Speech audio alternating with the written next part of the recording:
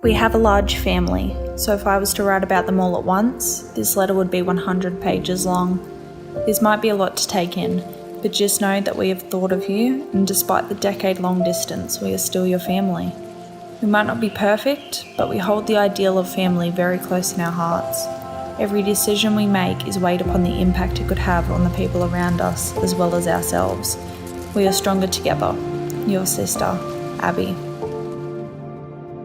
In the 12 years from the last time that I saw Zach to now, I did think about Zach a lot. I spoke about him with our grandmother a lot because she's the only person that I knew him about as well as I did. The rest of our family didn't see him pretty much at all. So I did think about him and spoke about my grandmother with him, and we thought about getting in contact with him earlier.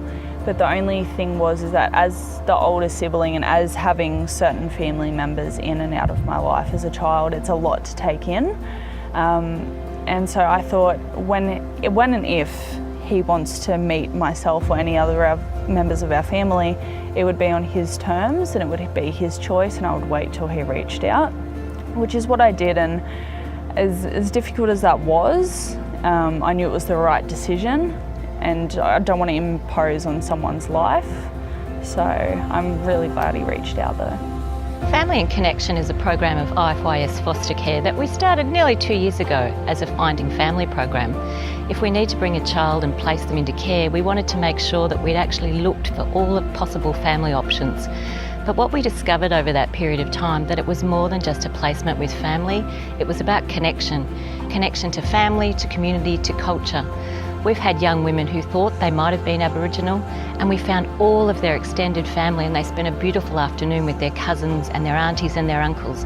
That makes a difference for them for the rest of their lives, knowing that they're connected and where they've come from. I work for a non-government organisation, and I'm trying to find family for a child in care. So it is quite simple and basic.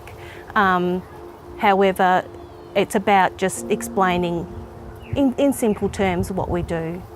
And generally, most families want to share their story and want to meet with you. I've been doing this particular work for only a year. I've been working in the child protection system for a lot longer, and through that I've met a lot of teenagers in the child protection system that really had a very limited sense of identity and a sense of belonging, and it's always been a passion of mine to be able to explore further. And this is what this position entails, is actually helping that young person find a sense of self. I think Zach has an idea of where he fits in with our family now over what's progressed over the past 24 hours. But like I said to him, our family is 1 tent away from a full-blown circus. So finding your spot in that family, it's difficult, and you've got to not fight to be included, but fight to stand out against everybody and become your own person. Because in a family so large as the one that we have, everybody wants to mould one of the younger people to be like themselves. And it does become a little bit difficult to become your own person. There's a lot of pressure in the family and everything like that.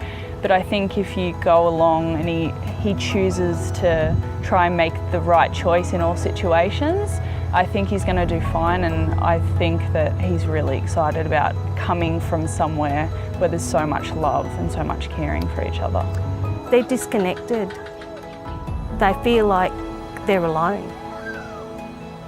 So by reconnecting them with family, once again, it's that sense of hope and sense of belonging.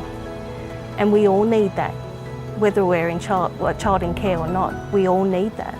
Children and young people often have a one-dimensional story of exactly who they are and how they fit and what their trajectory might be based on that story.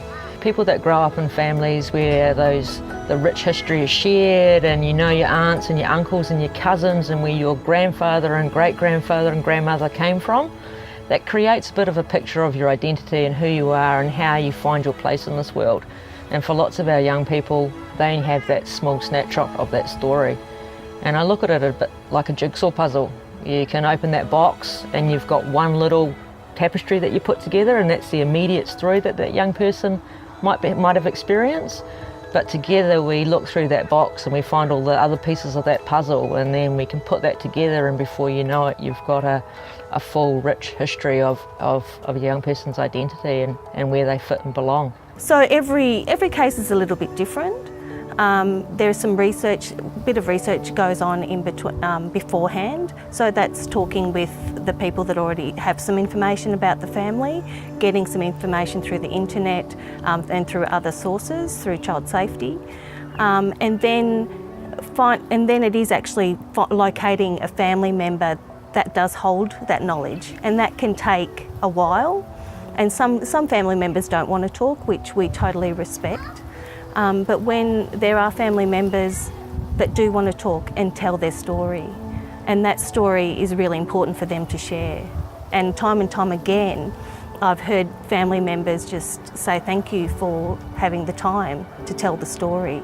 And with that story becomes that information about that extended family, and how important it is for them to reconnect with the children that are in care.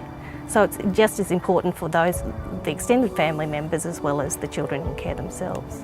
When we're speaking with family members, we can open a can of worms because it's often the first time anyone's had an opportunity to share the story.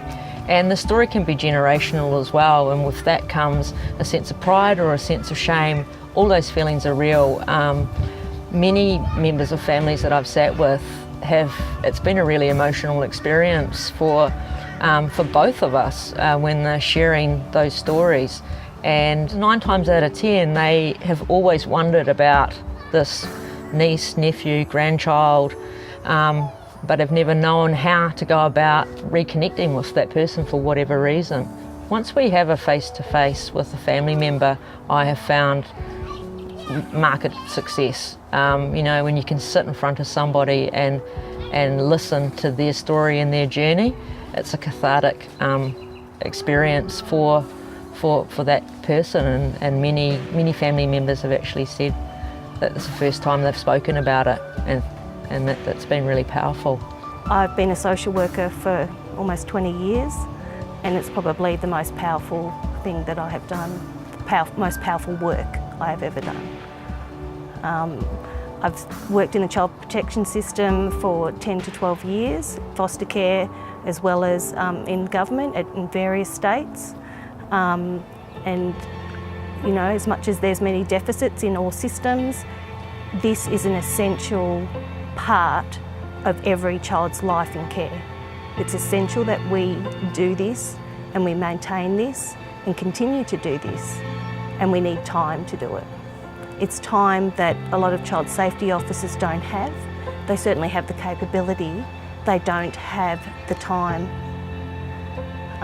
The time goes in so many other things with these young people, whereas this is so essential for grounding each and every child in care that I believe you need to have the time, and we need to prioritise that time.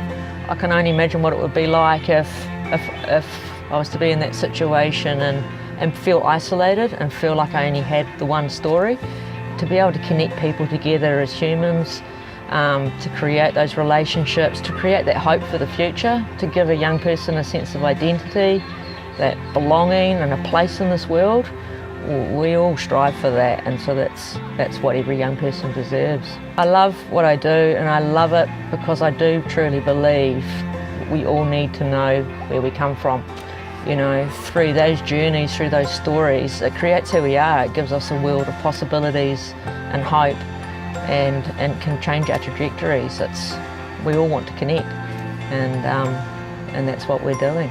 There was one young man I was working with who knew he had a sister, and at the age of 3, the sister and the mother had relocated to another area. All he knew was his sister's first name. He didn't know the last name, and we were able to find the sister, and I made that phone call to her, and she was at work, and she was just, "Are you talking about my brother?" And this young sister had actually carried a photo of him in her wallet for the last 12 years, Since that moment, they've spoken on the phone, she's written a letter, and she's actually coming to visit him shortly, and they're going to connect. So even though the distance has been far apart for so many years, this young man was never forgotten, and now he's got a whole family that he's going to connect with. So it's magic. Oh, absolutely, this is the future. Every young person everywhere needs to know where you come from and how you fit and how you belong, and yeah, a young person needs to have the opportunity to connect with family. We're all looking to connect. I'm grateful to be given the opportunity to be able to meet my brother, which I didn't think was going to happen anytime soon. I am a little bit sad that we have to meet under these circumstances, but at the end of the day, it's meeting nonetheless, and I am really, really grateful that I got to meet my brother and that I can start forming a relationship with him.